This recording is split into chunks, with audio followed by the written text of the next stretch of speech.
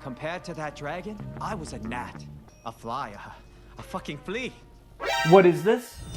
After being bald for the past 2 games, Lo Wang has hair now? Blasphema! They should really explain this hair growth. They can't just give him hair without warning. Just like the Shadow Warrior franchise, I'm surprisingly not dead. And I'm here to review Shadow Warrior 3. Incredibly late to the party, after everyone who's cared has already played it. And it's not like it's a long game. Seriously, you can beat this game faster than you can beat Elon Musk in a meme competition. Shadow Warrior 3 is a first-person boomer shooter-like, where the developers had one hand on the mouse and the other hand jerking it to Doom Eternal. Now, I'm no stranger to jiggling the old joystick to Doom Eternal, but Shadow Warrior 3 seriously can't stop itself. You okay? It completely changes what came before to become as much Doom Eternal as possible. I tried to tell them that wearing the skin of another like it's your own never works. It's always gonna look off. It's the nose. You can never get the nose to fit perfectly on. The main aspect of Doom Eternal it draws from is smaller ammo counts to facilitate resource management via killing enemies that drop specific resources depending on how players attack.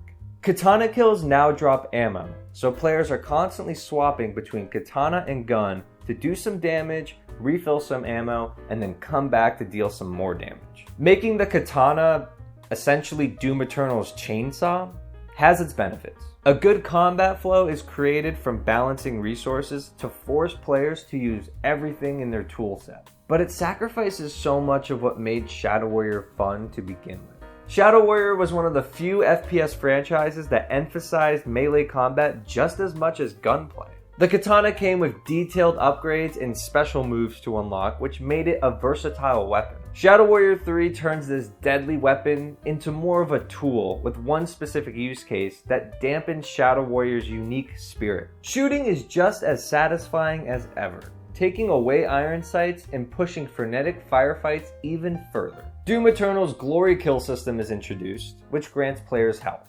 another vital resource. Also another copycat of Doom Eternal, but it adds a neat idea. Glory killing the big baddies gives players a special weapon to continue the carnage.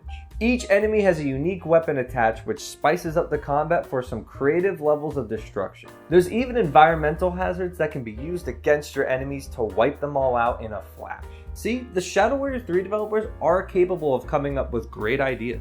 It's just so disappointing how derivative the combat can be after seeing these shining moments. Shadow Warrior 3's desperate struggle to stand alongside Doom Eternal is a perfect example of the game's lofty goals. Pivoting away from the loot grind of 2 for a shorter and tighter level-based structure was the right choice that brings the game closer to its roots. However, the game doesn't have the production value to embrace that kind of design. The game is going for high-octane spectacle with Lo Wang running on the back of a flying dragon during a thunderstorm.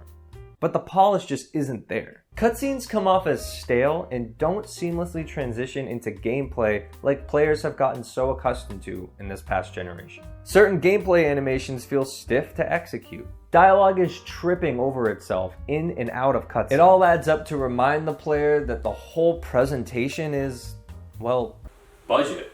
Oh, and speaking of dialogue, Lo Wang never shuts up. I mean, I get it, it's hard, but have some respect for your audience. Every line of dialogue is an embarrassing attempt at referencing something pop culture related, rather than actually making a joke. It's raining demons! Hallelujah! It's raining demons! Hey, hey, hey!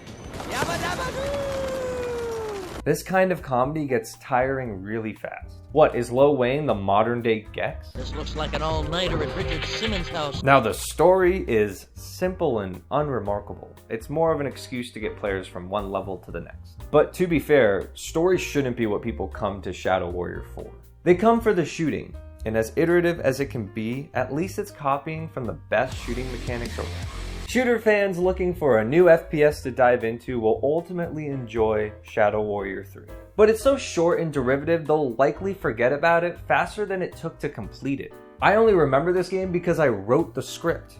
I don't even know what I'm saying. My memory of video games slowly fades away from year to year. To the point where I remember liking a game, but I don't remember what actually happens in the game. It's like a form of entertainment dementia due to overstimulating my brain with new media immediately after finishing the last, to the point where nothing ever really sticks in my brain because I'm too busy moving on to the next thing. Wondering what's the point of entertainment if all these storylines and memories don't stay with me.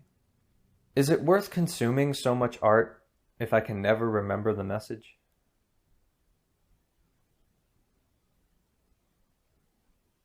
What game was I playing again?